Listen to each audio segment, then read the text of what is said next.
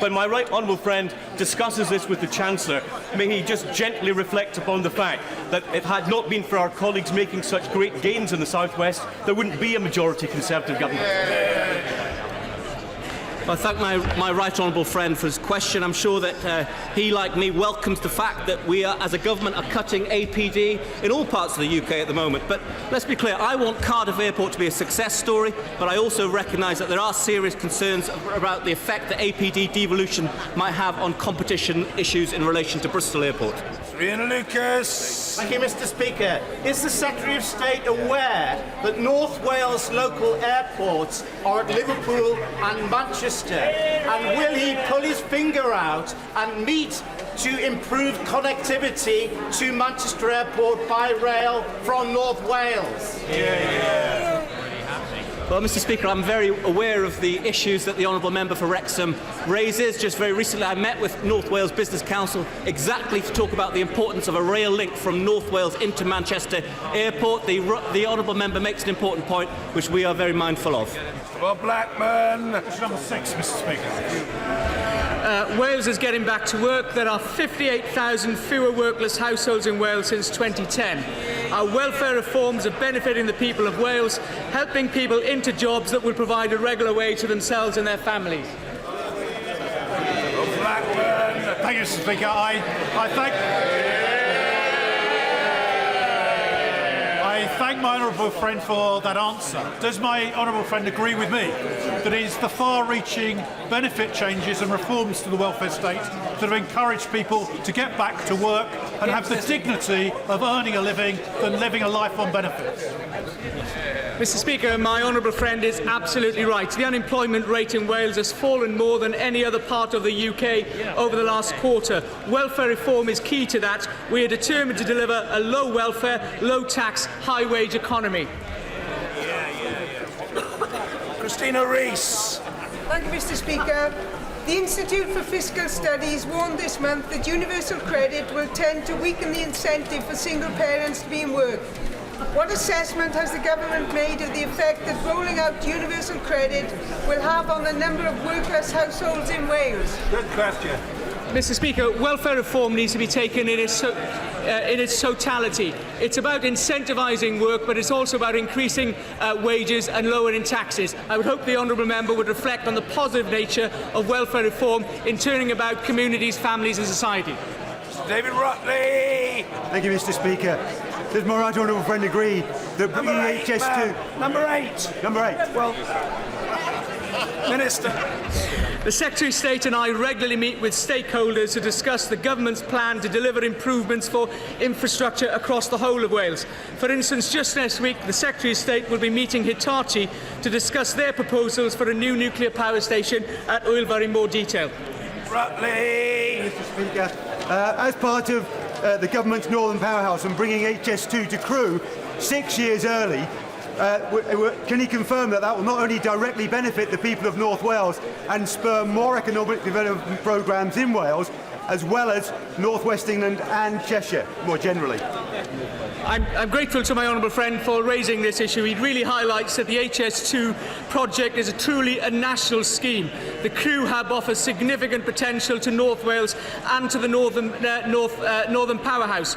I recently met with the North Wales Mersey De-Alliance Rail Task Force, who also recognised the potential of North Wales to the Northern Powerhouse and the Northern Powerhouse to North Wales.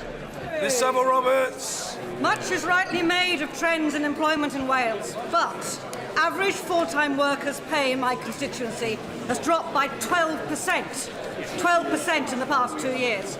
What is the Secretary of State doing to bring infrastructure projects, along with science and technology salaries, to Llanbedr and Trawsfynydd and Dwyfor Meirionnydd? Well, I know that the Honourable Lady, Mr. Speaker, is naturally a true champion, not only for her own constituency, but across the whole of North Wales. So she will welcome the significant investment in the prison in Wrexham, the Oilvar Newydd and the £20 billion investment that will bring, as well as the interest that she has shown in the modular nuclear projects in Trawsfynydd.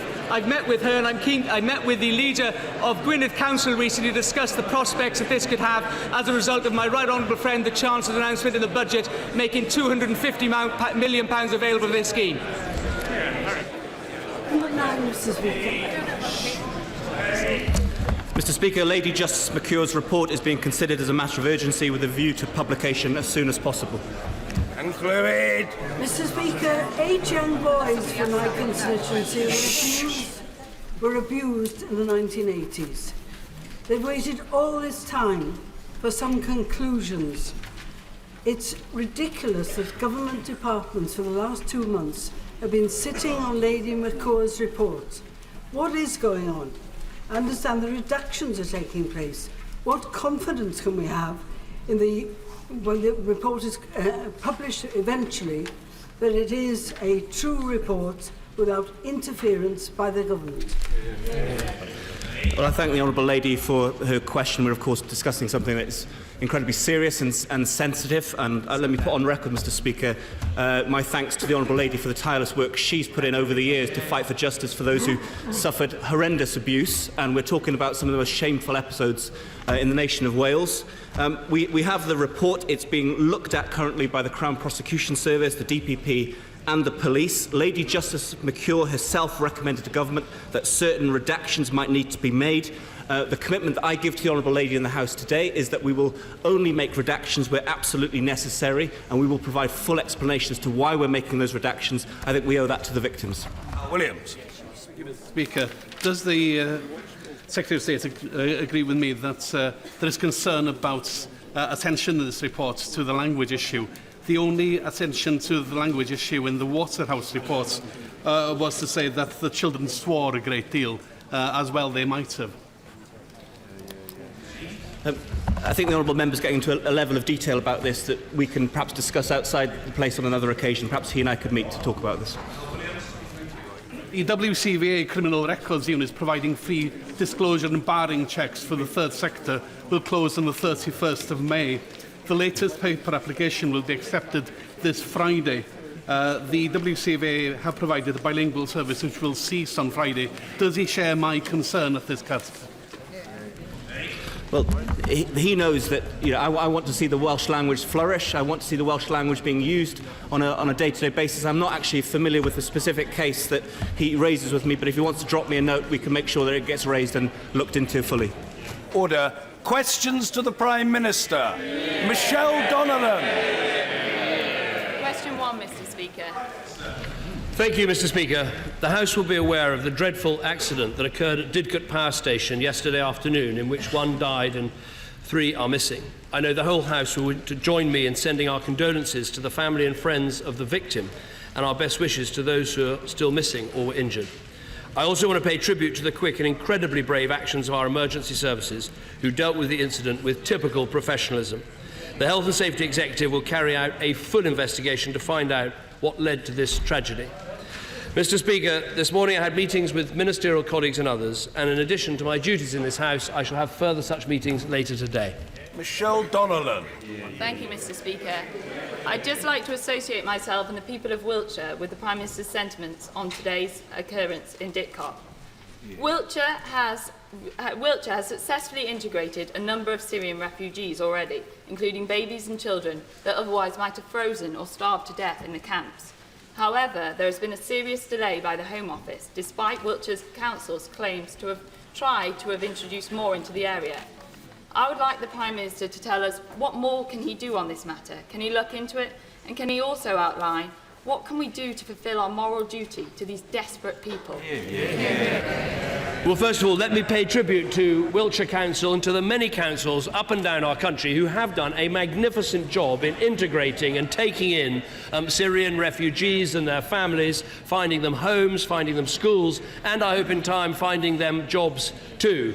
If you look at what has happened across Europe in terms of the relocation and resettlement programme, actually Britain has done far better than any other country in terms of this sort of resettlement programme. We said 1,000 by Christmas, we've delivered 1,000 by Christmas. My honourable friend asked what more we can do. Well, first of all, I will make sure that she can meet with the Home Office to talk about how we can make sure this system works well. We'll continue to invest in the Syrian refugee camps, not least with the $11 billion that we raised at the landmark London conference, and we'll continue to do what we can to deliver the 20,000 Syrian refugees that we said we'd take into our country. Jeremy Corbyn. Thank you, Mr. Speaker. Thank you, Mr. Speaker. I want to echo the Prime Minister's tribute to all of the emergency services in dealing with the major incident in Didcot. Our thoughts are with the families of the person who died and those with the families of those who are missing or injured. We rely on our emergency services and we should make sure they're always there for all of us. The NHS staff survey published yesterday shows that 9 out of 10 junior doctors already work extra hours beyond their normal contract. The survey also showed falling morale amongst this vital group of staff. What does the Prime Minister think the Health Secretary's veto of a deal and imposition of a contract will do to their morale? Well, first of all, the Health Secretary did not veto a deal. What we've had is for 4 years discussions about how important it is to have an NHS that works on a more 7-day basis. But let me pay tribute to the fact that so many in the NHS work so hard already at the weekends. But what matters is making sure we can have a genuine 7-day NHS. And what I'd say to junior doctors is that no junior doctor working legal hours will receive a pay cut. This contract will not impose longer hours. In fact, it has tougher safeguards to make sure it reduces the hours that are worked. We're not seeking to save money from the new contract, and nights and Saturday evenings and Sundays continue to attract unsocial hours payments. This is a good deal from a government that is putting £10 billion more into our NHS. Jeremy Corbyn.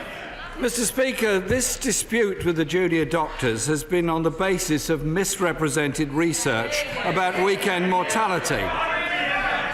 I'll read the Prime Minister what the researchers themselves say, and I quote, "It is not possible to ascertain the extent to which these excess deaths may be preventable. To assume they are avoidable would be rash and misleading." So is the Prime Minister and his Health Secretary being rash and misleading with these figures? Yes. Let me agree with the right honourable gentleman about something, which is this dispute has been plagued by scaremongering and inaccurate statistics. The British Medical Association, in their first intervention, said that this was a 30% pay cut. That was completely untrue. In fact, it was so untrue that they had to take their pay calculator off their website and they never put it back up again. Now let me answer very directly the question about excess deaths. The 6,000 figure for excess deaths was based on a question asked by the Health Secretary to Sir Bruce Keogh, the medical director of the NHS.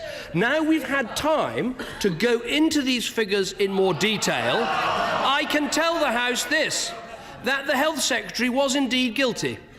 He was guilty of an understatement. The true figures for excess deaths at the weekend are 11,000, not 6,000. So perhaps the right honourable gentleman will now withdraw his totally unjustified attack on the Health Secretary. Will he withdraw it now he knows the figures?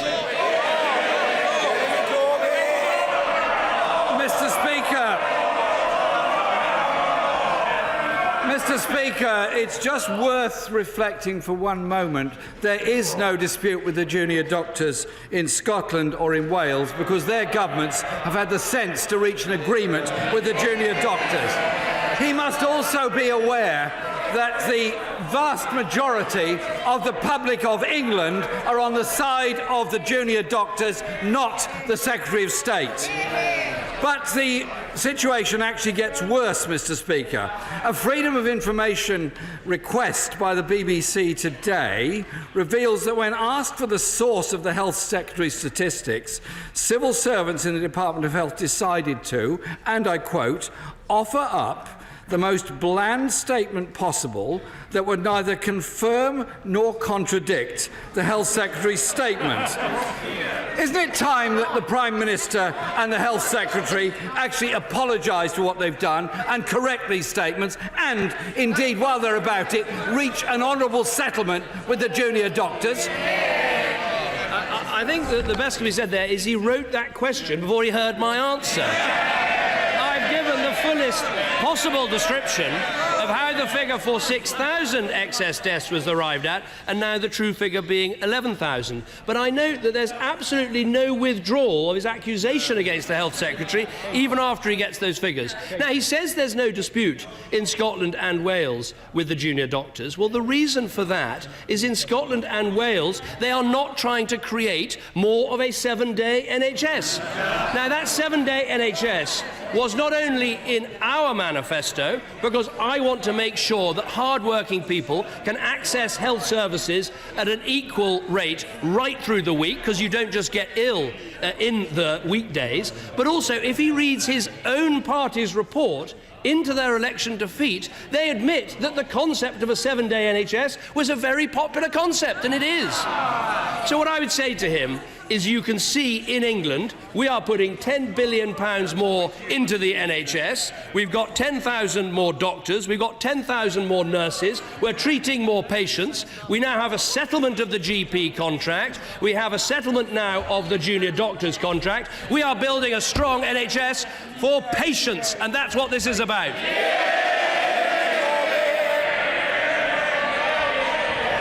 Mr. Speaker, we all want a strong and successful NHS.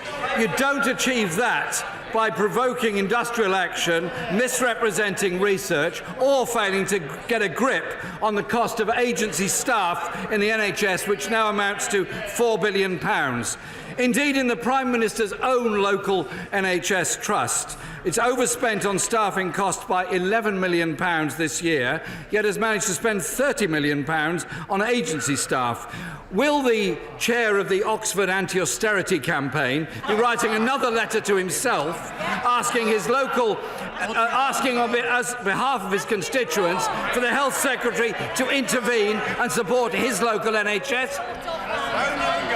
I'm very proud of the NHS in Oxfordshire and everyone who works in it. And having met recently with the head of the Oxford Radcliffe Trust, I know that he supports this move towards more 7-day services. That's absolutely vital. I'll ask my mother. Oh, I think I know what my mother would say. I think she'd look across the dispatch box and she'd say, put on a proper suit, do up your tie, and sing the national anthem.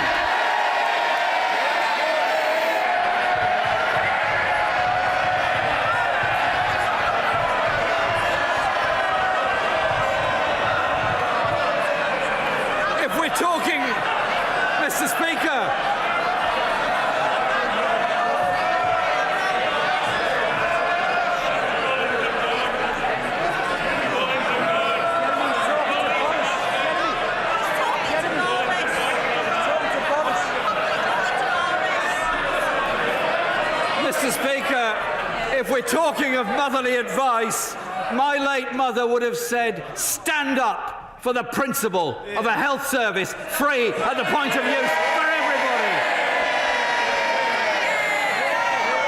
Because that's what she dedicated her life to, as did many of her generation.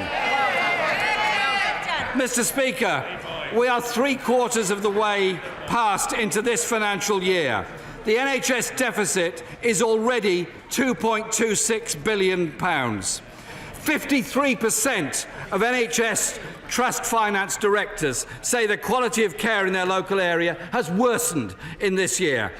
What will the deficit be by the end of next month? We will get deficits down because we're clamping down on the staffing agencies, on expensive management consultants, and introducing better public procurement. But the Honourable General has to recognise this. We said that we would back the Simon-Stevens plan, which means at least £8 billion more into the NHS, although we put £10 billion more into the NHS. At the last election and subsequently, Labour have refused to back that extra money. And so when you look at the NHS today, and my mother is equally proud of the NHS as I am, and I know she would be pleased to know 1.9 million more people going to A&E, 1.6 million more operations, 10,700 more doctors, 11,800 more nurses. And I have to say, I think if Nye Bevan was here today, he'd want a 7-day NHS because he knew the NHS was for patients up and down our country. Naibu Van would be turning in his grave if he could hear the Prime Minister's attitude towards the NHS. He was a man with vision. He was a man with vision who wanted a health service for the good of all. I tell you, Mr. Speaker, our health service is run by brilliant people. Brilliant doctors, brilliant nurses, brilliant staff. But I've got a question for the Prime Minister from one of those brilliant doctors. His name is Ashraf, and he sent me a question saying this: as a doctor, I know full well the stresses on the NHS and the shortcomings. We already have a 7-day emergency services. How does increasing elective work improve safety at the weekend? If a truly 7-day NHS is wanted, we need more nurses, more admin staff, more porters, radiographers, physios, all the other vital workers.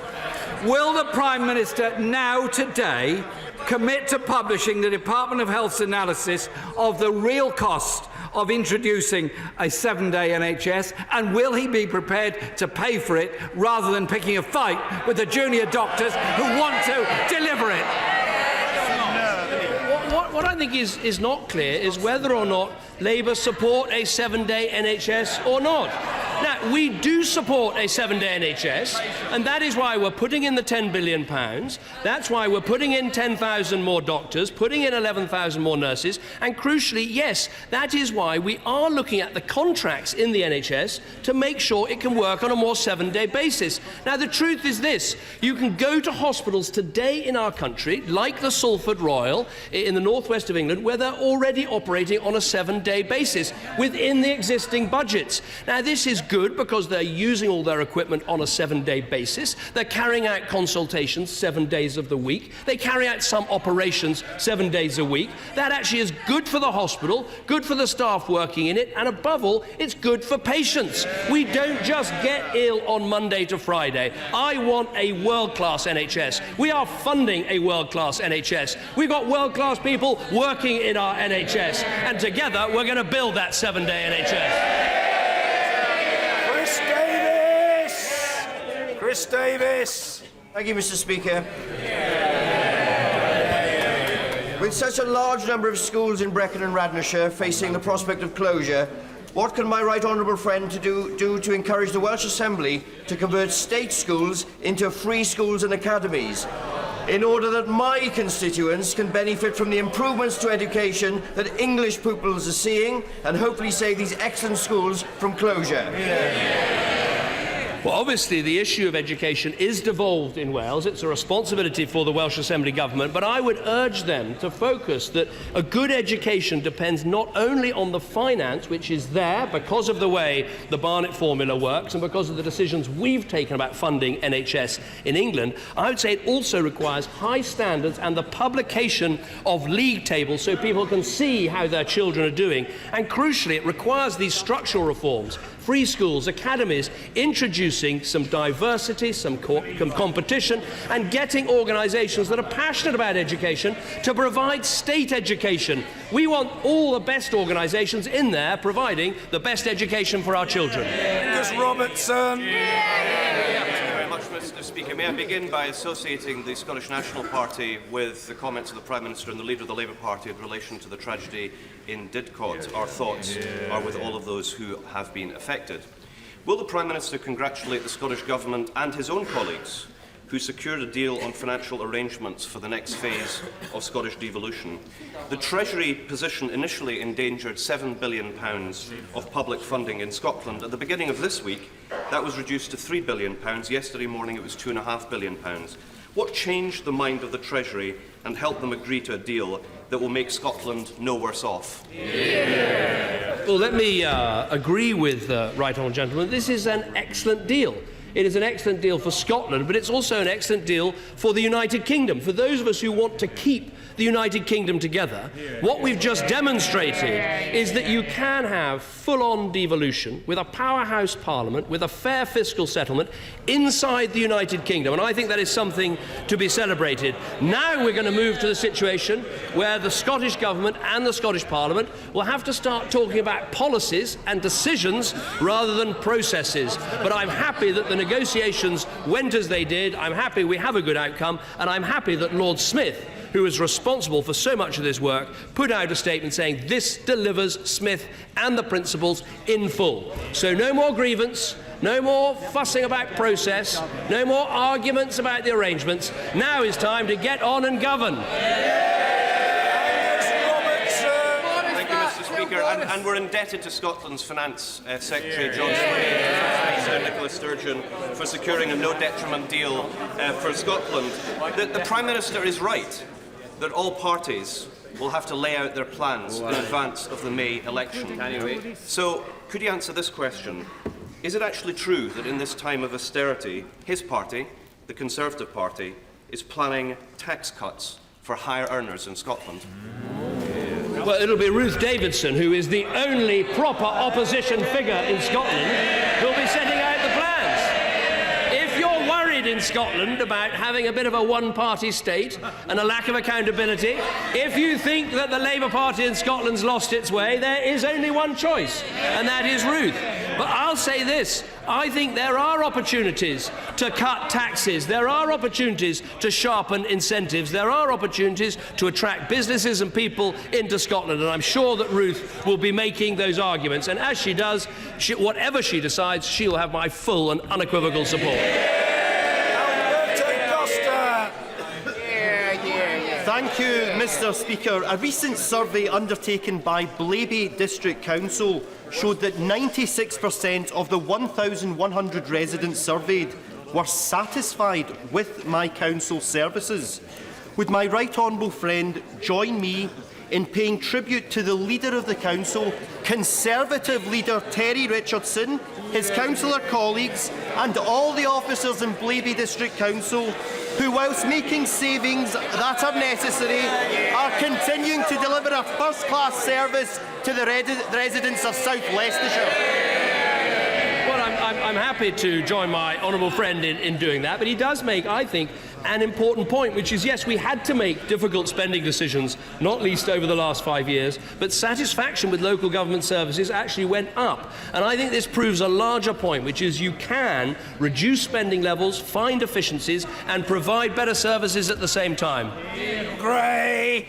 Indeed, Mr. Speaker. My constituent, Frank Wason, is on long-term sick leave due to severe depression, but he is no longer entitled to sick pay, was turned down for ESA and cannot claim JSA due to his job being kept open for him. Mr. Wason cannot leave his highly skilled job as a chef due to the threat of punitive sanctions, leaving him with no income. Will the Prime Minister look at Mr. Wason's case specifically, but also the wider issue of people with mental health issues who are unable to work being expected to live on fresh air? I'm very happy to look at the individual case, because the way our benefit system should work is clear, that if you are unable to work but with help could work, you should go on to employment and support allowance on the work-related activity group and get that help. If you're unable to work, you go on to the support group, you get a higher amount of money. It's not means tested, it's not time limited. For people who have mental health issues and difficulties, you've also got the new personal independence payment system, which can address some of those. So quite rightly, for a generous and compassionate country, we have a benefit system that supports those who cannot work while making sure that those who can work are encouraged to do so. Thank you, Mr. Speaker. It's fantastic news that unemployment in my constituency has fallen by 62% since 2010. However, I'm committed to helping even more residents back into work as we work towards our target of full employment. That is why on March the 18th I'll be holding a community and jobs fair, bringing together employers and the voluntary sector for residents to find out the many ways they can get suitable employment and support from charities. I'd like to invite the Prime Minister to come along to this event and see for himself the resourcefulness the residents of Erewash do have. Let me thank my honourable friend, and I'm sure I'll be doing quite a lot of touring the country in the weeks to come, and perhaps a visit to Erewash would be very worthwhile. I've visited her constituency before. Look, we have now a much lower unemployment rate. When you look across Europe, our rate, just above 5%, is one of the lowest in Europe. But even at that rate, there's still a lot more to do to match the jobs that are being created to the people that want to work, and jobs fairs and apprenticeships and training programmes are absolutely essential so that we deliver on what we promised, which is full employment. Ian Blackford.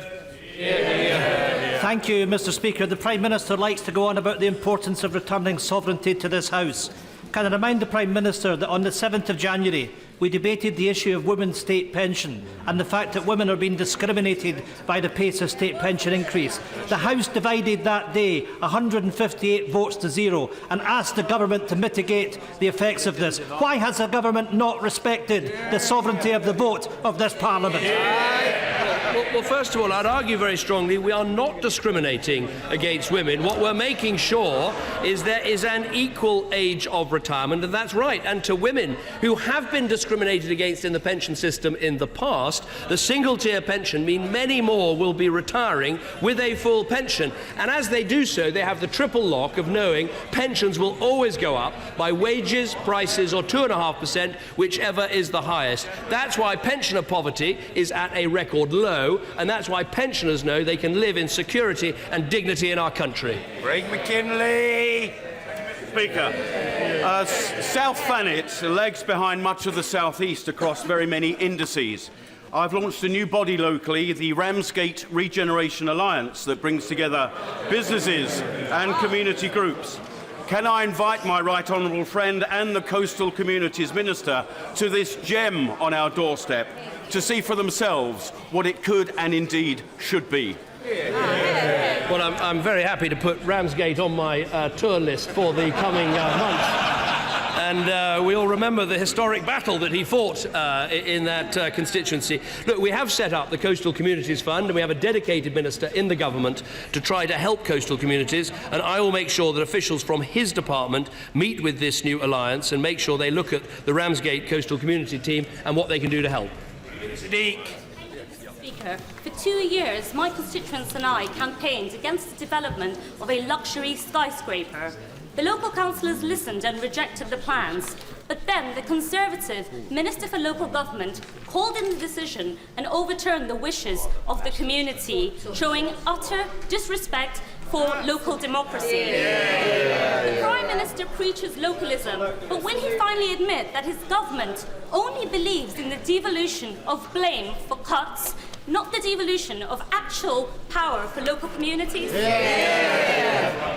We have a long-standing system for local planning, but also being able to call in decisions, and that operated all the time under the last Labour government. If anything, our local planning system is actually putting more power in the hands of local people, because once they've completed their local plan, it's then much easier to say yes to developments that are within that plan and no to developments that are outside it. You Merriman. Mr. Speaker, last Friday I made separate visits to 3 families, all of whom have a child suffering from acute mental health difficulties, which the families felt had not been adequately assessed at the early stages by CAMHS. Colleagues from across the chamber will be all too familiar with such visits. I welcome the Prime Minister's recent commitment to reform mental health provision for young people. Can I ask him to consider reviewing the provision of initial stage treatment and ask that he continues to be the champion for these vulnerable and brave children? Well, let me thank my honourable friend for his question. He's right that children and young people's mental health is a priority for this government. I think we can all agree across this House this is not an area that has had adequate attention or adequate investment for many years. I would highlight particularly the problems of psychosis, sometimes caused by drug use. I'd also raise the huge problem of eating disorders, where we see a rapid increase in the number of people suffering. We have gone a long way in increasing the number of talking therapies. Something like 740,000 more people are accessing those therapies when this government came to office, but we recognise there's more to be done, and that's why we're investing £1.4 billion in system-wide transformation across children and adolescents' mental health. Richard Arkless. Thank you, Mr. Speaker. Last week, Scottish Power refused to attend an evidence session with the cashback APPG where crucial new evidence was uncovered. As a former consumer litigator, I am utterly convinced that over 2,000 of my constituents and over 500,000 people in the UK are owed cashbacks from Scottish Power. Given this is a scandal of potentially huge proportions, will the Prime Minister agree to meet with me in the cross-party APPG to discuss how we can ensure that these ordinary, hard-working people receive the cashbacks they were promised from Scottish Power? Yeah. No, well, I'm glad the honourable gentleman has raised this, because it's been raised on previous occasions by the honourable member for, my honourable friend, the member for Aberconwy, and I know the cross-party group has done some very useful work. My understanding is, of course, that any alleged wrongdoing should be fully investigated. Ofgem can impose fines if they find companies have breached their licence, and I'm very happy to arrange for a meeting between him and other members of the all-party group with the relevant ministers in the Department of Energy and Climate Change so we can try and get this fixed. Michael Ellis. Thank you, Mr. Speaker. Thank you very much, Mr. Speaker. Does my right honourable friend agree with me that with the NATO summit in Warsaw pending, with the threat of expansionism from Putin's Russia and the national security threat from Daesh, we are right in this party, this government, to support 2% of our GDP towards defence? And isn't he shocked at the failure of the party opposite to do likewise? I think my honourable friend makes an important point, which is we do face an insecure and unstable world, particularly with what Putin has done in the Ukraine, particularly with what we see in Syria, and that's why I think 2% spending on defence and making sure we renew our nuclear deterrent is the right answer. To be fair to the Labour Party, they have got an answer. They're not going to spend 2%, they're not going to renew our Trident submarines, but they've come up with a really brilliant answer. They are bringing back, as their spokesman and spin doctor, Damien McBride. That is, 6 months after saying, and this is the leader of the opposition, we can win in 2020, but only if we spend the next 5 years building this movement and putting forward a vision for the new kind of politics. Honest, kinder, and more caring. 6 months on, Damien McBride is back. That says it all.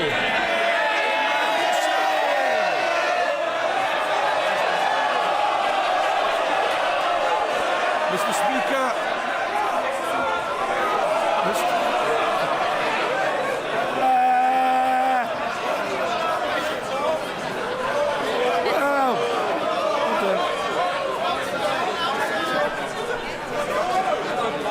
Colleagues are calling for more. There will be more. Imran Hussain. Thank you, Mr. Speaker. Last week, I visited Palestine along with several of my honourable friends, where we visited the home of Nora and her family, who have lived in the old city of East Jerusalem since 1953. However, Israeli settlers are now trying to force Nora from her home of over 60 years, and there are many other cases. Does the Prime Minister agree with me that illegal settlements and constructions are a major roadblock that hinder peaceful negotiations? And what is this government doing to help prevent the infringement of into Palestinian lives and land? Let me say, I think the question the honourable gentleman raises is incredibly important. Look, I am well known as being a strong friend of Israel, but I have to say the first time I visited Jerusalem and had a proper tour around that wonderful city and saw what has happened with the effective encirclement of East Jerusalem, occupied East Jerusalem, it is genuinely shocking. And so what this government has consistently done and gone on doing is saying, yes, we are supporters of Israel, but we do not support illegal settlements. We do not support what is happening in East Jerusalem, and it's very important that this capital city is maintained in the way it was in the past. First. Thank you, Mr. Speaker. One of my constituents, Alex Bagnall, is fighting to have his son brought back to the UK after he was taken to Poland by the mother illegally as per the Hague Treaty. Will the Prime Minister outline what interventions the government can make to EU and Polish authorities with regards to the Hague Convention in order to help British families with the safe return of their abducted children, to offer hope to devastated families like my constituents, the Bagnalls. Well, my honourable friend is absolutely right to raise a case like this, and sadly there are far too many of them in our country. The straight answer is that the return decision is, of course, for the Polish court, and governments can't interfere in the decisions or processes of another country's justice system. But we do have the International Child Abduction and Contact Unit at the Ministry of Justice. They've been in constant touch with Mr Bagnall. They're processing his paperwork. They're chasing their counterparts in Poland for information. And I will make sure the Foreign Secretary is aware of this case and does everything he can to help her and help her constituent. Thank you, Mr Speaker. Oil and gas has contributed over £300 billion to Treasury coffers. The Scottish Government, trades unions and Oil and Gas UK are calling for reductions to the headline rate of tax to support the industry in its hour of need. Yet instead of the so-called broad shoulders of the UK, what we see are the slopey shoulders of the Prime Minister, repeatedly dodging his responsibilities. Will he commit to reduce the tax level on oil and gas and support this vital industry? What I would say to the honourable gentleman is, first of all, in the budget last year, we reduced the burden of tax on oil and gas, something we were able to do because of the broad shoulders of the UK. And now let us just examine what has happened since that time. Oil and gas revenues are down 94%. If there weren't the broad shoulders of the United Kingdom government, if instead this was a genuinely fiscally independent Scotland, there would be a massive black hole in your budget. You would be cutting welfare, you'd be cutting spending, you'd be putting up taxes, you'd be facing a financial catastrophe.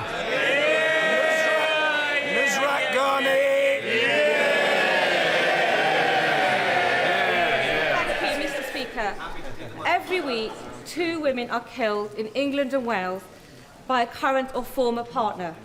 The perpetrator is the problem.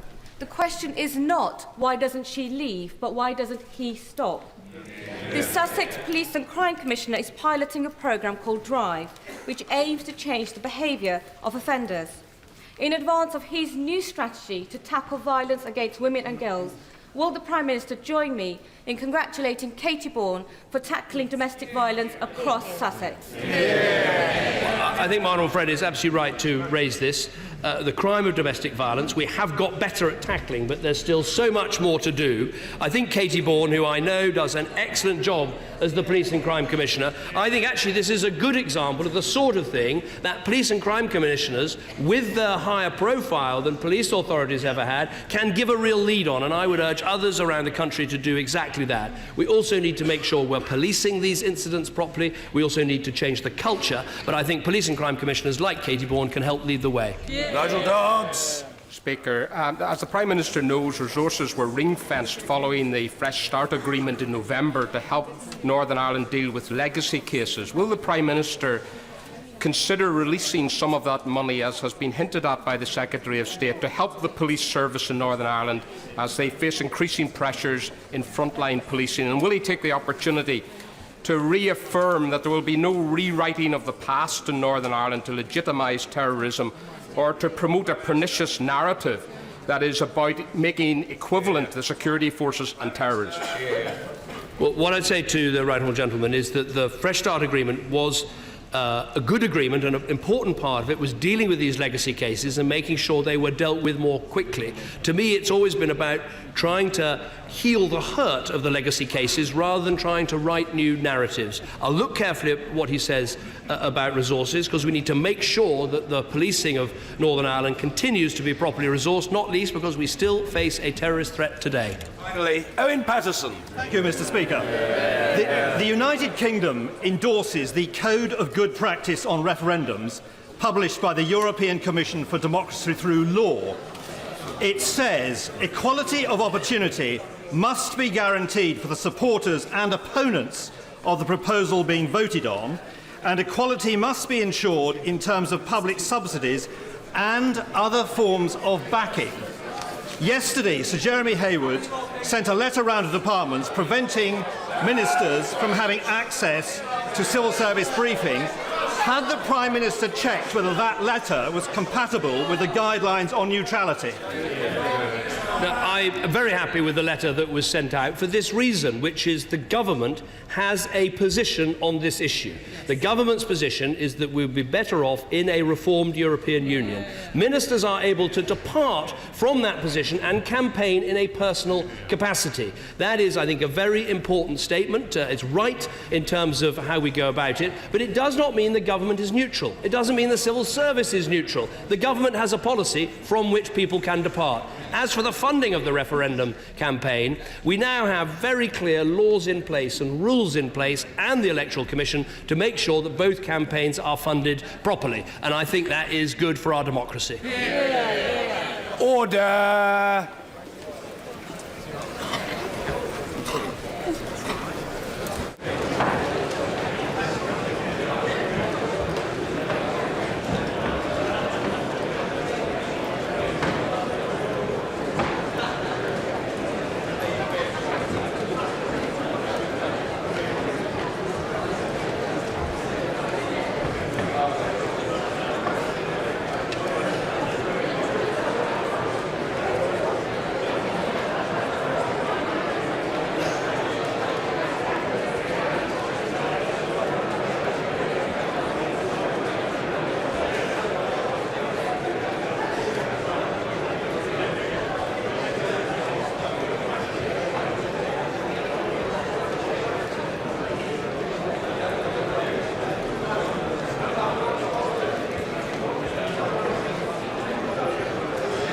Order. Statement the Secretary of State for Scotland, Secretary David Mundell. Mr. Speaker, with permission, I'd like to make a statement about the new fiscal framework for Scotland, which was agreed yesterday by the United Kingdom and Scottish governments. Can I begin by paying tribute to everyone who's worked so hard to arrive at this point?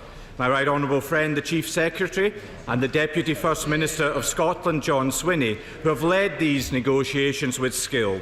My colleague, the Parliamentary Under-Secretary of State for Scotland, Lord Dunlop, whose contribution has been invaluable. And the dedicated teams of officials from Her Majesty's Treasury and the Scottish Government who have worked tirelessly on behalf of their respective governments. They can be proud of what has been achieved and the service they have given. This is a truly historic deal that will pave the way for the Scottish Parliament to become one of the most powerful and accountable devolved parliaments in the world. We have respected all the principles set out in the cross-party Smith Agreement and delivered a deal that is fair for Scotland and fair for the whole United Kingdom. As Lord Smith himself said yesterday evening, when the Smith Agreement was passed to the Prime Minister and First Minister, both gave their word that they would deliver it into law. They have met that promise in full. Scotland's two governments will give more details in coming days, but I'd like to set out a few key elements of the deal.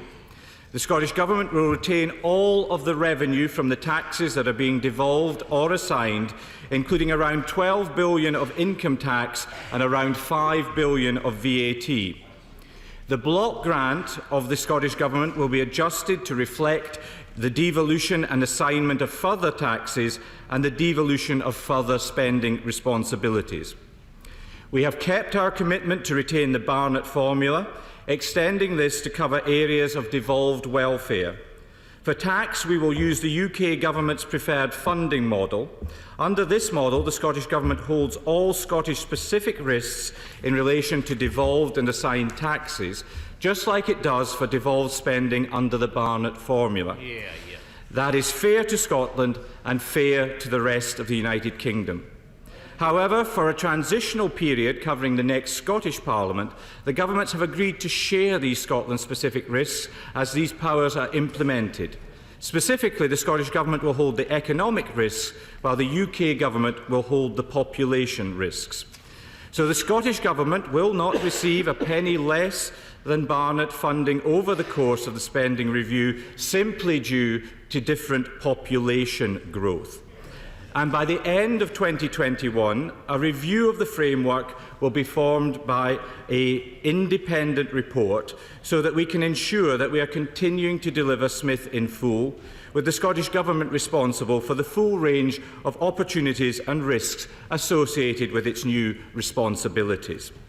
We've also agreed that the Scottish Government will have additional new borrowing powers. This will ensure that the Scottish Government can manage its budget effectively and invest up to £3 billion in vital infrastructure. In line with the recommendation of the Smith Agreement, we will provide the Scottish Government with £200 million share to set up the new powers it will control. The Government has delivered more powers to the Scottish people, ensuring that they have one of the most powerful devolved parliaments in the world, and economic and national security that comes with being part of our United Kingdom. That's what we've agreed, and that's what we've delivered in full. Mr. Speaker, now that we've agreed this historic devolution deal, the conversation must move on to how these new powers are to be used. The Scottish Government will have extensive powers on tax, welfare and spending. It will have control over income tax and be able to change the rates and thresholds. It will be able to create new benefits. And of course, the permanence of the Scottish Parliament is put beyond any doubt. Mr. Speaker, the people of Scotland voted for these new powers, and they deserve to hear from the parties in Scotland how they will use them. New powers that, if used well, can grow Scotland's economy and indeed population and bring greater opportunity and prosperity. Mr. Speaker, now that we've agreed this fiscal framework, I hope and trust that this House and the other place will welcome it, whilst of course subjecting it to full scrutiny. I commend this statement to the House. Ian Murray.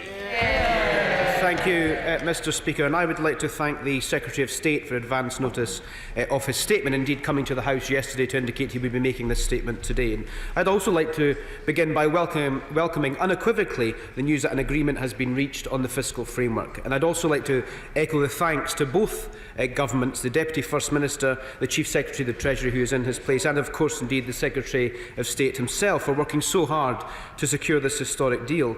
Of course, the officials of both governments, and we all know, Mr. Speaker, those are the people who do the real work in these negotiations, and our heartfelt thanks go out to them. Yesterday's agreement marks the removal of the final obstacle to the transfer of significant and substantial powers to Scotland. And as Lord Smith has said himself, and I quote, "The agreement sees the recommendations of the Smith Commission delivered in full." Importantly, the vow stipulated clearly that the Barnett formula should remain as the key mechanism for calculating Scotland's budget. That has now been agreed, and Barnett has been secured. I note the Secretary of State's commitment to publishing details of the agreement by the end of this week, and I welcome that commitment, but can the Secretary of State indicate if this House will have time to scrutinise the agreement in detail? I have been saying in this House for some time that greater transparency is required in the way these deals are negotiated. What this process has highlighted is that future intergovernmental relationships must be improved to make these powers work for Scotland. Lord Smith's recommendations that both governments need to work together to create a more productive, robust, visible and transparent relationship, and that the Joint Ministerial Committee must be reformed as a matter of urgency, echo in this process. And can the Secretary of State confirm this will be done? We all know that the major stumbling block was the indexation method used for the block grant adjustment. Under the compromise reached, there will be a 5-year transitional period, as the Secretary of State has said, which will cover a full term of the next Scottish Parliament. Towards the end of this period, an independent review and recommendation will be published that will form the basis of a more permanent solution. When he gave evidence to the Scottish Parliament's Devolution Committee last night, the Secretary of State suggested that the period between the review being published and the transitional period ending at the end of March 2022 could be as little as just 12 weeks. If no agreement is reached, what happens then? In terms of the transitional period itself, it is my understanding that the Scottish Fiscal Commission will carry out the necessary forecasts for Scottish GDP and indeed tax revenues. Can the Secretary of State confirm that, under the terms of the fiscal framework negotiations, these forecasts will be fully independent of the Scottish Government, because last week the Scottish Finance Committee voted against allowing for this very independence? Also, there seems to be some confusion over the block grant adjustment during this transitional period to 2022. The First Minister said it would be done according to the Treasury's favoured method, but with the Scottish Government's favoured outcome. Can the Secretary of State confirm what the actual method will be? Will it be the catchy-named tax capacity adjusted levels deduction, which I understand was the Chief Secretary to the Treasury's latest offer? Further clarity is also needed on the timeframe for the devolution of powers. The Secretary of State has said that the new income tax powers will be available by April 2017. The Deputy First Minister has said he does not agree that that timeframe is realistic. Is the Secretary of State able to confirm that the new tax powers will be transferred by April 2017? Today, the Scottish Government is passing the Scottish Budget. 12 months from now, at the next Scottish Budget, we want them to be having full control of income tax, air passenger duty and the deployment of 50% of Scotland's VAT revenues. We also want to have the considerable powers over welfare, which will allow us to design a new social security system for Scotland. Moving on to the review, I welcome this and welcome that it will be fully independent. I have stated several times that impartial oversight and, if necessary, arbitration should be an established part of intergovernmental relations. Can the Secretary of State tell us how the review body will be chosen and confirm that it will be done in the spirit of consensus with the full agreement of both governments? Can he also tell us to what extent the recommendations of the review will influence the decision taken on the long-term solution for block grant adjustment? Mr. Speaker, I'd like to close by welcoming once again the agreement that has been reached. Today marks a historic date in Scotland's devolution journey, the creation of one of the most powerful devolved